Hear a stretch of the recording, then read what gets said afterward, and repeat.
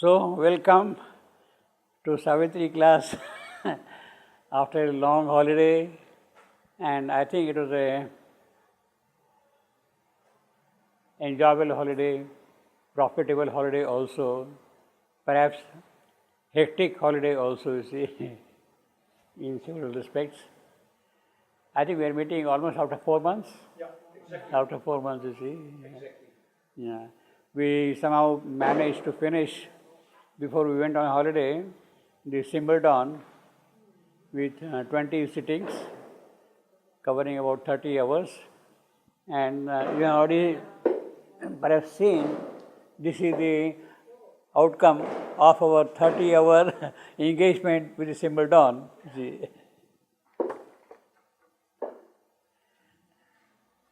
Now, slowly we shall start now the second canto, the issue. And before we proceed, let me give, as usual, some statistics about this canto to get a general idea of what is involved here. This canto also has two sections, as the Simbledon, section 1 and section 2, and therefore the running sections will be section 3 and 4 of the issue. So, section 1 or 3.3, section 3 has 42 sentences, 185 lines, and the number of lines per word, per sentence, 4.41. This is what we have been seeing all along. And the number of words per line, 7.48.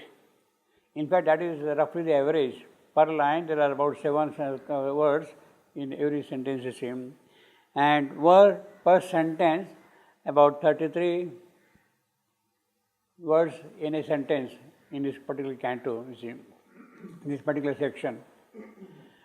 Now, these figures are important. You see, for instance, if you take per line about 7 words, it means that to recite a particular line, you need about 6 seconds. To read a particular line, a while withdrawn in secret fields of thought, you had taken 6 seconds to read that line, you see. And then on that basis, you can calculate how long it will take to read the whole of Savitri also, if you like, you see. It comes to roughly 21 hours to read the entire Savitri, you see. 20 hours. Total duration about 21, 22 hours roughly, you see. If you are a little fast, it can be a little earlier also than that, you see. Now, section 2 has 48 sentences and 182 lines. So, both the sections are about the same, 185 and 182 lines. And the words per line again 7.55, words per sentence 28, lines per sentence 3.8, again this one. So, the total number of sentences in this canto, the issue, are 90 sentences, 367 lines, and 4.08 lines per sentence on average. Again, words per line, average for the whole canto, 7.52, and the number of words per sentence, 30.6. So, approximately the same average is maintained throughout Savitri, I will say, like that. 4 lines per sentence, 30 words per sentence, 7.5 words per line. So, that kind of an average is maintained throughout. That itself is perhaps interesting, and one would like to know what could be the real basis that things are following in that particular pattern throughout Savitri.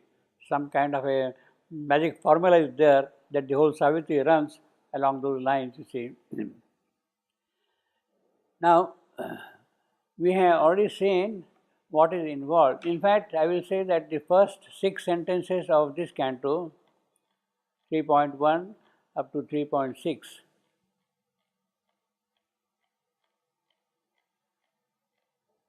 An absolute supernatural darkness falls on man sometimes when he draws near to God. An hour comes when fail all nature's means, forced out from the protecting ignorance and flung back on his naked primal need, he at length must cast from him his surface soul and be the ungarbed entity within. That hour had fallen now on Savitri. These 6 sentences are, in a way, the continuation of the previous canto, the Symbol Dawn. So one might as well treat them as a part of Symbol Dawn also. But to maintain a kind of a presentation continuity, they are now here in the issue, and then the issue develops further in more specific detail. But the more interesting point here is line number 3.5. 12 passionate months led in a day of fate. 12 passionate months led in a day of fate. This line comes after the last line of the previous canto, the Symbol Dawn. This was the day when Satyavan must die. So, the issue of Satyavan's death is clearly mentioned in the first canto itself. The event of Satyavan's death is clearly mentioned, that it must happen. It has to happen if the evolutionary process has to proceed further. So, that is a given. Now, after that statement, here we have got 12 passionate months late in a day of fate. It comes in the specifics. Savitri is connected with that particular line. This was the day when Satyavan must die. And 12 passionate months correspond to the 1-year period after the marriage of Satyavan and Savitri. Later on in the story, we are told that Savitri has chosen Satyavan for her husband, and Narad comes to make an announcement saying that after 12 months, Satyavan will die, has to die. You see, he announces the death of Satyavan in book 6, canto 2, canto 1, later on, you see. Now, this 12 passionate months has a reference to that particular event, 12 passionate months, in a day of fate. Now, 12 passionate months means 1 year. It so happens that this line, you see, this is line 24th line in this particular section. Say 3.1, 3.2, 3.4, 3.5, this is 24th line. And the previous section has exactly 341 lines. 341 lines, this Symbol Dawn. So, this line in Savitri is the 365th line in the epic.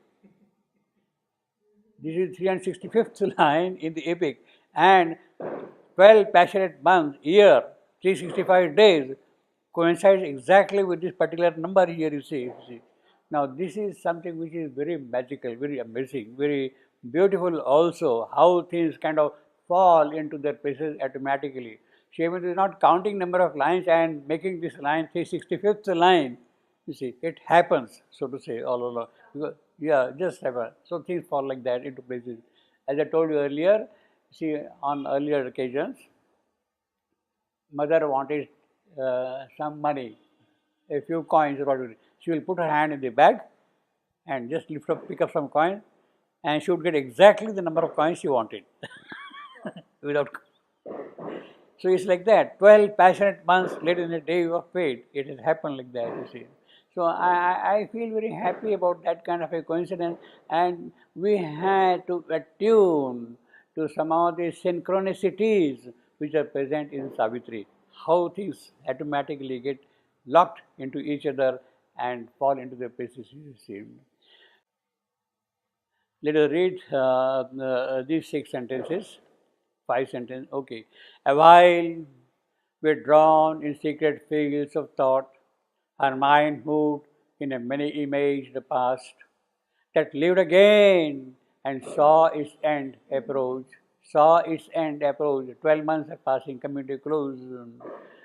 Dying, it lived imperishably in her, transient and vanishing from transient eye, invisible, a fateful ghost of self, It bore the future on its phantom breast. Along the fleeting event's far backward trail, regressed the stream of the insistent hour, and on the bank of the mysterious flood, people with velvet forms now seen no more, and the subtle images of things that were. Her witness spirit stood reviewing time. Her witness spirit stood reviewing time. The entire past Savitri is kind of reviewing at this point, you see. All that she once had hoped and dreamed and been flew past her, eagle winged, through many memories of skies, as in many hues flaming in a dawn. Her life's broad highways and its sweet bypath lay mapped to her sun clear recording view from the bright country of her childhood's days, and the blue mountains of her soaring youth, and the paradise grows and peacock wings of love, to joy clutched under the silent shadow of doom, to joy clutched under the shadow, or under the silent shadow of doom, in a last turn where heaven raced with hell, while passionate one led in a day of fate.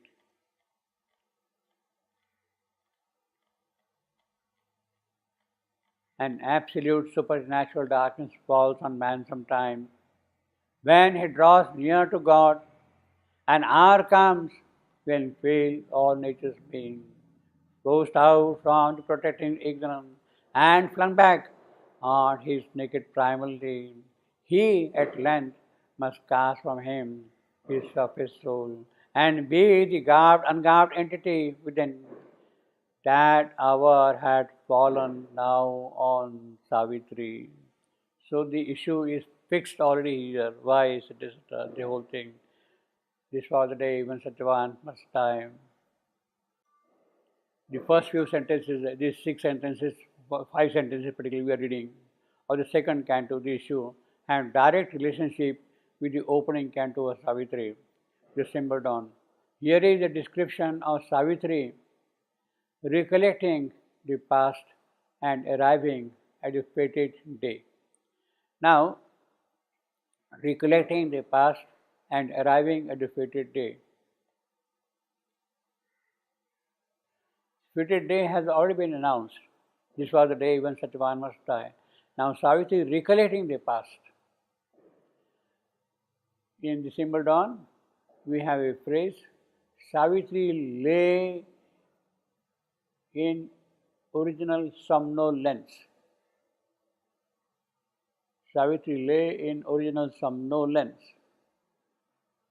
for eons, for ages and ages and ages. She was not aware of the mission for which she had taken the mortal birth. She was in the state of somnolence. And then, when things started happening, when a proper moment for her becoming active arrived, at that moment, and Savitri too awoke among these tribes. That is the first line of the second canto. So the second section. And Savitri too awoke. Now awoke means she was in the state of somnolence. She is now awaking. And when does she awake? As we have said earlier, Savitri is awake when man lifted up the burden of his fate.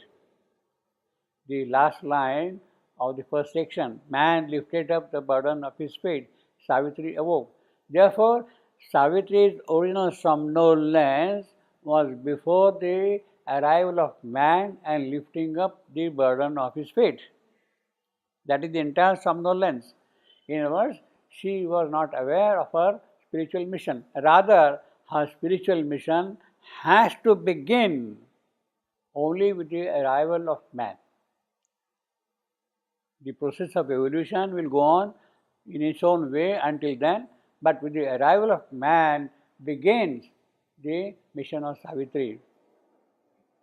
Manomaya Purusha, the mental being, has arrived on the scene of evolution, and now Something is happening, man is doing something, nature is doing something, time is also doing something. But if a decisive step has to be taken now to go beyond the mental being, Manomaya Purusha, then Savitri's work comes into picture. And it is in that context of transition from the mental being to a superior being, of a higher being, it is necessary that Satyavan must die.